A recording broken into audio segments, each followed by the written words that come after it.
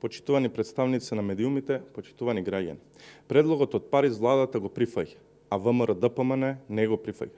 Ајде на избори, народот нека одлучи. Дипломати во земјава и поранешни високи владини функционери потврдуваат дека владата на Ковачевски дала пас за предлогот од Париз. Предлогот за ставање на бугарските барања во рамките на преговорите со ЕУ е одобрен од Ковачевски и Османи. И тој мора да поминал низ каналите на комуникација помеѓу МНР и Француската република. ВМРО-ДПМН не калкулира со македонските национални интереси, како што тоа го прави СДСМ.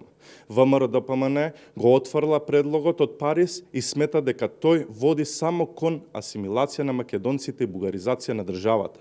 Предлогот не почива на европските вредности, туку на правилото на посилниот.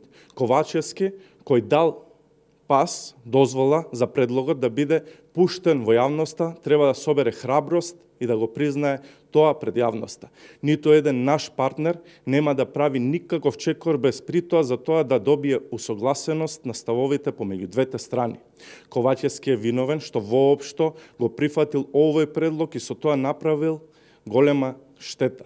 Но, еве, доколку Ковачевски смета дека предлогот е добар, тогаш ајде на избори. Тој состава дека предлогот од Париз е добар и дека според него треба да се реши проблемот со Бугарија, а ВМРО-ДПМН состава дека предлогот е штетен за нацијата и државата и дека треба веднаш да биде отфрлен. Па народот нека избере. Ви благодарам.